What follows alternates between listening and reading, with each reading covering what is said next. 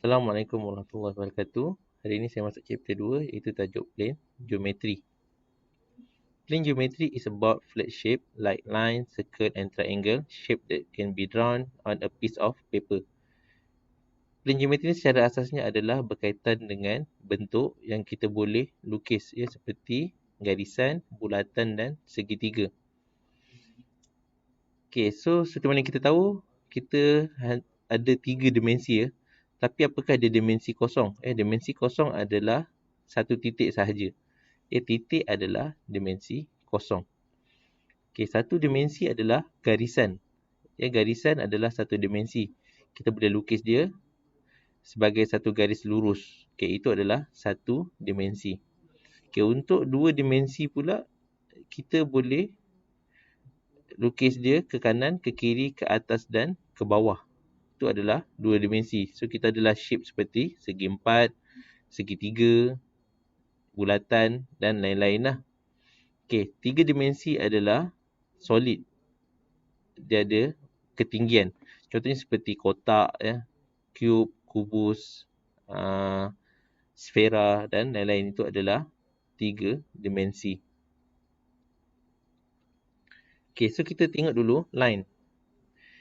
So teorem nombor 1 untuk line adalah given a line and a point not on that line, there is one and only one line through the given point that is perpendicular to the given line.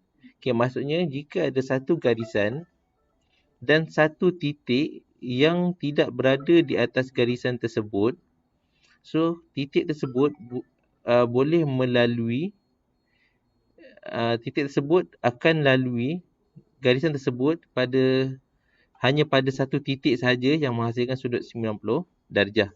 Maksud dia, titik ni dia boleh bergerak ke sini. Dia boleh bergerak ke mana-mana saja melintasi garisan lurus ni. Dia boleh bergerak ke sini. Tapi hanya ada satu garisan yang bila dia gerak menghasilkan sudut 90 darjah dengan garisan tadi. Hanya ada satu saja yang boleh menghasilkan sudut 90 darjah. Kalau dia gerak ke tempat lain, dia tak akan menghasilkan sudut 90 darjah. Itu adalah teorem nombor 1. Teorem nombor 2, if two coplanar line are perpendicular to a third line, then they are parallel to each other. So jika ada satu garisan yang melintasi dua garisan pada sudut 90 darjah, so kita tengok sini ada satu garisan, dia melalui dua garisan ni, pada sudut 90 darjah. Ini bermakna garisan ni adalah selari, parallel. Teorem nombor 3, the perpendicular bisector theorem. Any point on the perpendicular bisector of a segment is equidistant from an endpoint of that segment and conversely. Satu garisan, so kita ambil satu titik tengah. So di mana saja titik tengah ni bergerak pada garis lurus, di mana saja titik tengah ni bergerak pada garis lurus, jarak dia sentiasa akan sama dengan dua titik yang hujung ni. So kalau titik tengah ni bergerak ke atas, contohnya dia bergerak ke atas, dia pergi ke sini, jarak titik tengah ni dengan dua titik yang hujung kanan dan kiri ni sentiasa sama. Jarak dia sentiasa sama. So kalau dia bergerak ke bawah pun, dia gerak ke sini, titik tengah ni, so jarak dia dengan titik yang hujung kanan dan kiri ni, jarak dia adalah sama. Jarak dia akan sentiasa sama jika dia bergerak pada satu garis lurus. Seterusnya kita masuk angle, iaitu sudut. Teorem nombor 1 menyatakan if two straight line intersect, the vertical opposition angle are equal. Jika ada dua garis lurus yang bersilang, sudut yang bertentangan adalah sama. Sebagai contoh, kalau kita tengok di sini ada dua garisan yang bersilang. So dia menghasilkan sudut A, sudut B, sudut C dan sudut D. So sudut A adalah bertentangan dengan sudut C, sudut B adalah bertentangan dengan sudut D. So kita boleh katakan bahawa sudut A adalah sama dengan sudut C. Sebab sudut dia bertentangan di antara satu sama lain. Sama juga sudut B adalah sama dengan sudut D sebab sudut B dengan D adalah bertentangan. Okey, andai kata kalau sudut A, sudut dia adalah 60 darjah. So sudut C pun adalah 60 darjah. Sebab sudut yang bertentangan adalah sama. Okey, teorem nombor 2. If a pair of parallel straight line be cut by a transversal, jika ada dua garis lurus yang dipintas oleh satu garisan, garisan tersebut kita bagi nama sebagai transversal line ataupun perentas. Dia akan menghasilkan tiga jenis sudut. Yang pertama adalah alternate angle. Alternate angle are equal. Yang kedua adalah corresponding angle. Corresponding angle on the same side of the transversal are equal. Yang ketiga adalah interior angle. The two interior angle on the same side of each transversal are equal to two right angle. Saya terangkan apa dia alternate angle. So kalau kita tengok dekat gambar rajah bawah ni, ada dua line dan ada satu garisan perentas. So, yang pertama dia akan menghasilkan alternate angle. Alternate angle ni dalam bahasa Melayu dia adalah sudut selang-seli. Nama dia adalah sudut selang-seli. Sudut selang-seli ni kita boleh kenal melalui huruf Z. Sebagai contoh, saya lukis kat sini huruf Z. Lukis huruf Z. So kita boleh katakan sudut selang-seli dia adalah sudut E dan sudut D. Sudut D dan juga sudut E. Itu adalah sudut selang-seli. Kita boleh juga lukis sudut dia, huruf Z menghala ke arah sini. So C dengan F pun adalah sudut selang-seli. Sudut selang-seli ni dia adalah equal. Equal ni maksudnya sama. So maknanya sudut C adalah sama dengan sudut F sebab dia adalah equal. C sama dengan sudut F. Ataupun yang tadi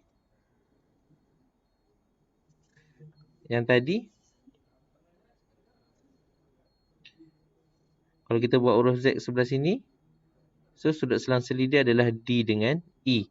D dengan E. So D dengan E pun nilai dia adalah sama. Dia adalah sudut selang-seli. Yang kedua adalah corresponding angle.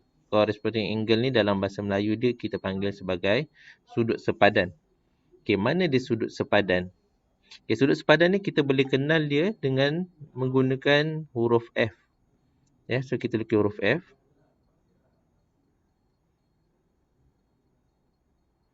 Sudut sepadan adalah D dengan H. Sudut sepadan adalah D dengan H.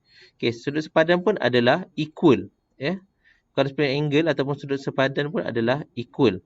So, sudut sepadan pun adalah sama. So, kat sini sudut D dengan H adalah sama. Sudut D adalah sama dengan sudut H. Ada lagi tak selain daripada D dengan H? Ada ya. Kita boleh lukis huruf F ni ke arah sebelah sini pula.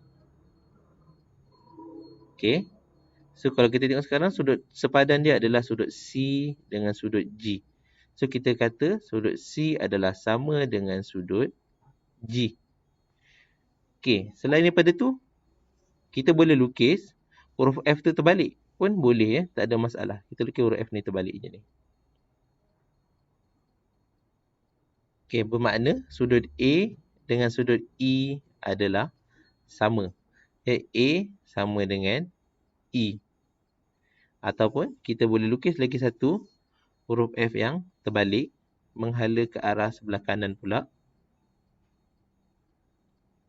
So sudut B dengan sudut F adalah sama. Itu adalah sudut sepadan ataupun corresponding angle. Seterusnya kita tengok anterior angle. Anterior angle ni adalah sudut pedalaman. Anterior angle ni adalah sudut pedalaman. So macam mana kita nak tahu sudut pedalaman? Kita boleh lukis huruf U ataupun huruf C lah. Macam mana contoh dia? Interior angle kita lukis huruf C kat sini. Huruf U pun boleh lah. Nak sebut huruf U boleh, huruf C pun boleh. So, kita lukis macam ni. So, sudut D dengan sudut F adalah sudut pedalaman. So, sudut pedalaman ni, hasil tambah dia adalah 180 darjah. So, kalau kita tambahkan sudut D, tambahkan dengan sudut F, kita dapat 180 darjah. Okey, selain tu kita boleh lukis sudut ni terbalik. Sebagai contoh, kita lukis ke arah sini pula. So, kalau kita tengok dekat sini, sudut C dengan sudut E adalah sudut pedalaman. So, kalau kita tambahkan sudut C dengan sudut E, kita akan dapat 180 darjah. Okey, so kita tengok contoh. Untuk mudah faham, kita tengok contoh. Determine the value of angle theta in figure 20.8. Okay, so soalan dia suruh kita cari sudut theta ni. Okay, sudut theta ni. Soalan dia suruh kita cari sudut theta. Okay, dia beri kita sudut dekat C adalah 35 darjah 49 minit. Dan sudut dekat A adalah 23 darjah 37 minit. So, kita nak cari sudut theta. Macam mana kita nak cari?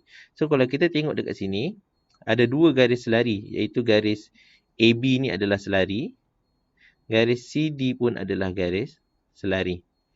Okay, so kita lukis lagi satu garisan yang selari dengan garis AB dan CD tadi melalui tengah dekat titik E ni, dia lalu tengah-tengah. So, garisan ni pun adalah selari.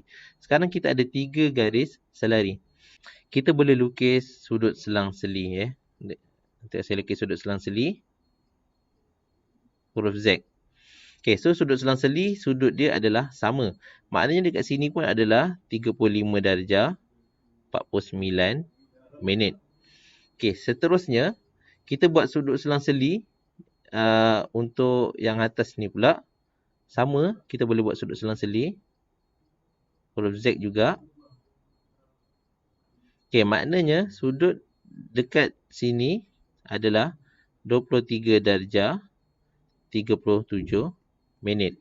Jadi berapakah theta?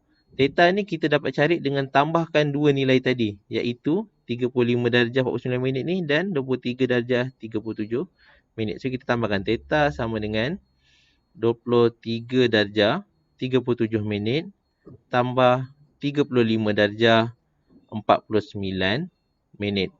So, kita akan dapat jawapan dia 59 darjah 26 minit. So, kita dapatlah nilai sudut theta, iaitu 59 darjah 26 minit. Tadi saya selesaikan soalan ni menggunakan sudut selang-seli. Okey, seterusnya kita pergi ke segitiga. Kita pergi ke triangle, iaitu segitiga. Okey, terdapat banyak jenis segitiga. Okey, yang pertama kita tengok sini, kita ada a right angle triangle. Right angle triangle ni adalah segitiga bersudut tegak. Segitiga bersudut tegak ni, dia ada satu sudut yang bersudut 90 darjah. So, kita panggil dia sebagai segitiga bersudut tegak ataupun right angle triangle. Okey, seterusnya adalah acute angle triangle. Segitiga bersudut tirus ni adalah kesemua sudut di dalam segitiga tu, sudut dia adalah kurang daripada 90 darjah. So, kalau kita tengok setiap sudut ni, semua kurang daripada 90 darjah. Maknanya kita panggil dia, nama segitiga ni adalah acute angle triangle. Okay, yang ketiga adalah obtuse angle triangle, di mana ada satu sudut di dalam segitiga tersebut yang bersudut obtuse. Sudut obtuse ni apa? Obtuse ni adalah sudut yang melebihi daripada 90 darjah. So, kalau kita tengok dalam segitiga ni, ada satu sudut ni, dia lebih daripada 90 darjah. Sudut dia adalah obtuse. So, kita panggil dia sebagai obtuse angle triangle. Okay, seterusnya adalah isosceles triangle, iaitu segitiga sama kaki. Okay, segitiga sama kaki ni adalah segitiga yang mempunyai dua sisi yang sama panjang. Sebagai contoh, kalau kita tengok segitiga ni, sisi kanan dengan kiri ni dia adalah sama panjang. Okay, seterusnya adalah equilateral triangle, adalah sisi di dalam semua segitiga tu adalah sama panjang. Kita panggil dia sebagai segitiga sama sisi. Ketiga-tiga sisi dia adalah sama panjang. So nama dia adalah equilateral triangle ataupun segitiga sama sisi. Okay, so kita pergi teorem nombor 1 untuk segitiga. Okay, apa dia isosceles and equilateral triangle? Okay, in an isosceles triangle, the side opposite to the equal angle are equal. So, kalau kita tengok, dia kata kat sini, side opposite to the equal angle are equal. Okay, so kita tahu segitiga sama kaki ni, sudut di kaki dia adalah sama besar. Dan sisi yang bertentangan dengan sudut yang sama tadi pun adalah sama panjang. So, sudut kanan dan kiri, sisi kanan dan kiri ni adalah sama panjang.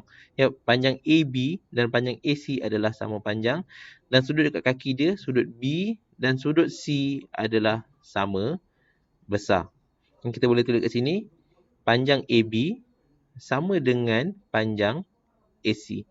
Ataupun kita tulis sini, sudut B sama dengan sudut C. Okay, seterusnya. A straight line drawn from the vertex perpendicular to the opposite side bisect that side and the vertical. So, maksudnya, jika kita ambil kita lukis satu garisan lurus daripada puncak segitiga tersebut, iaitu dekat A, kita lukis straight ke bawah. Okay. Garisan ini akan membahagi dua segitiga ni kepada dua bahagian yang sama besar. So, maknanya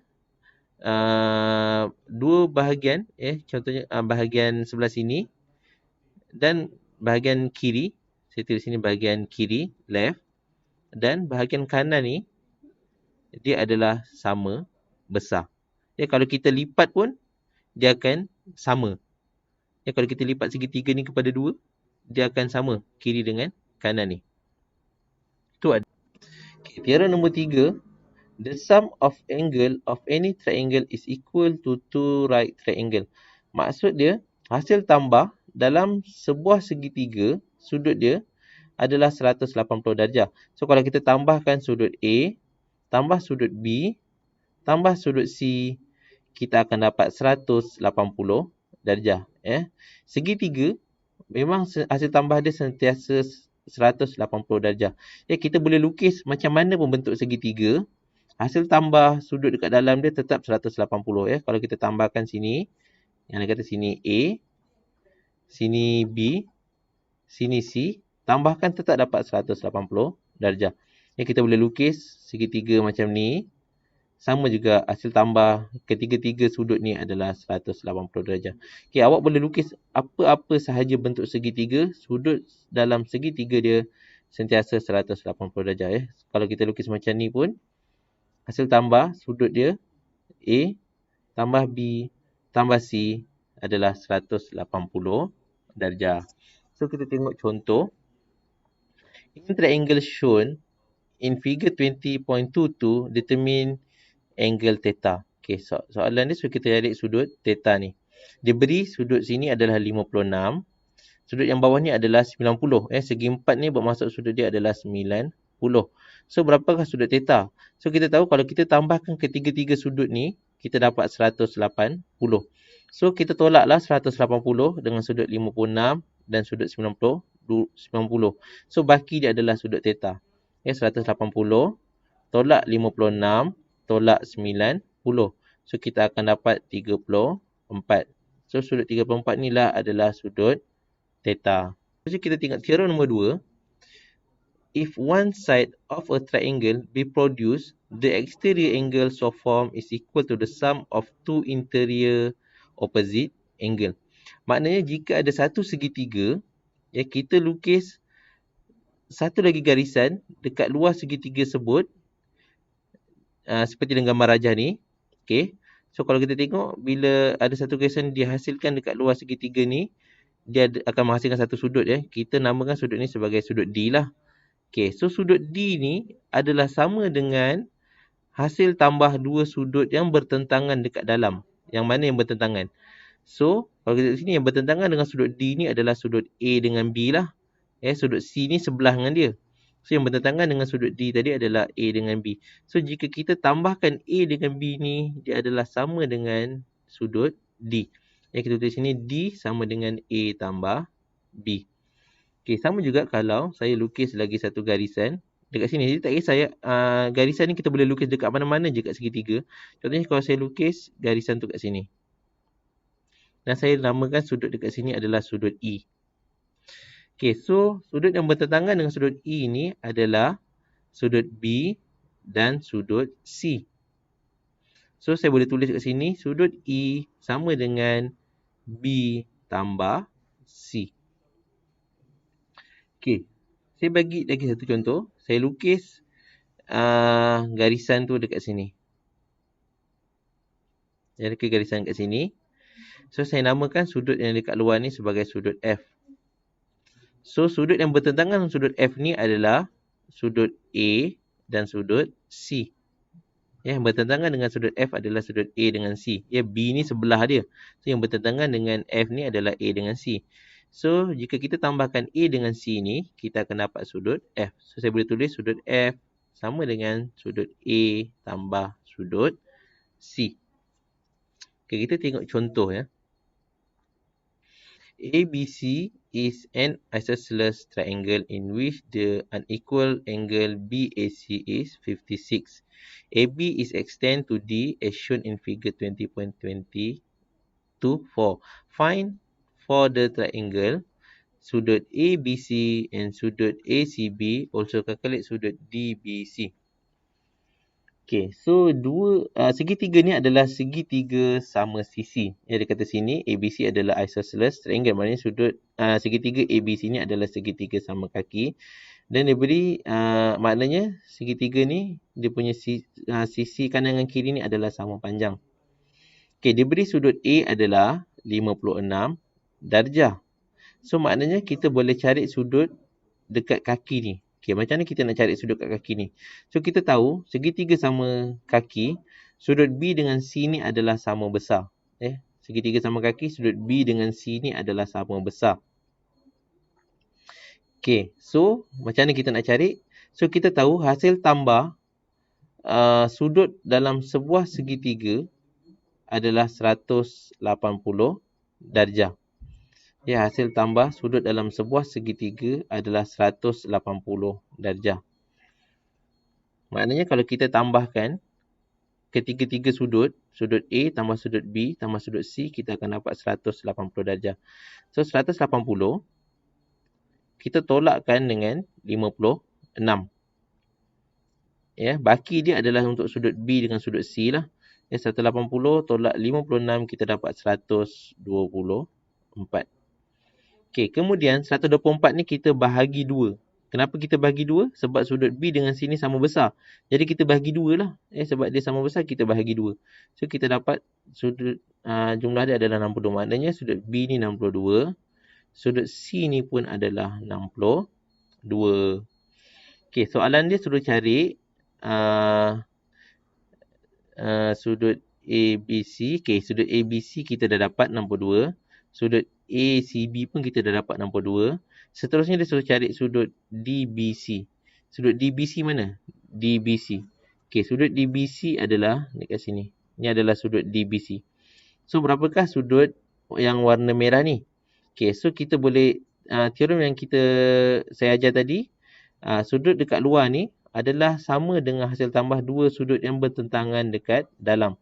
So, sudut yang bertentangan dengan sudut yang warna merah ni adalah 56 dan 62.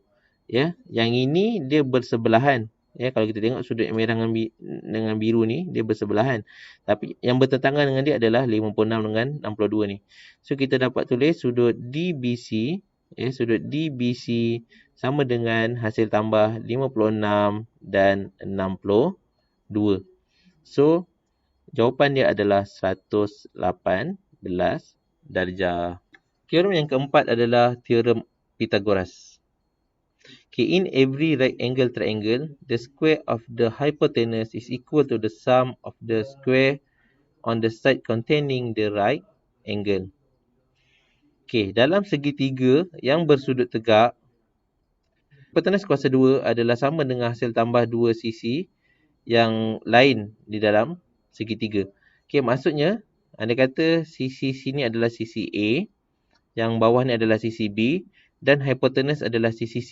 Okey, hipotenus ni adalah sisi yang bertentangan dengan sudut 90 darjah. Ya, hipotenus adalah sisi yang bertentangan dengan sudut 90 darjah. Ya, hipotenus.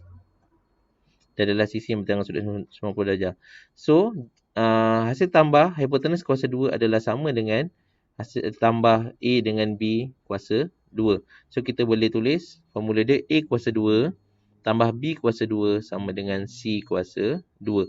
Okay, formula ni hanya boleh diguna pakai untuk segitiga bersudut tegak, iaitu segitiga yang mempunyai sudut 90 darjah dan dia akan ada sisi hipotenus. Hipotenus ni adalah sisi yang bertentangan dengan sudut 90 darjah. Okay, kita tengok contoh. In figure 21.2, find the length of BC. Dia suruh kita cari panjang BC. Okay, panjang BC ni adalah hipotenus. Ya, panjang BC adalah hipotenus. Mana kita nak cari hipotenus? So, kita tahu hipotenus adalah hasil tambah kuasa 2 sisi yang lain. Okay, kat sini kalau kita tengok sisi AC adalah 4, sisi AB adalah 3. Okay, kita nak cari hipotenus. So, kita tambahkan 4 dengan 3 ni kuasa 2. So, BC kuasa 2 sama dengan 3 kuasa 2 tambah 4 kuasa 2. Ya, BC ni adalah hipotenus. So, nak cari hipotenus, kita tambahkan sisi yang lain, iaitu 3 dengan 4 ni kuasa 2. So, kita selesaikan. 3 kuasa 2, 9. Tambah 4 kuasa 2, 16. Okay. So, kita dapat 25. Okay, ini adalah BC kuasa 2. So, kalau kita nak cari BC, kita kena pindahkan kuasa 2 ni ke sebelah kanan lah. Kuasa 2 ni kita pindah ke sebelah sana. Okay, kuasa 2, kalau kita pindahkan dia jadi punca kuasa. So, BC sama dengan punca kuasa 2, 25. Okay, so punca kuasa 2, 25. Kita tekan kalkulator, kita akan dapat jawapan dia adalah 5.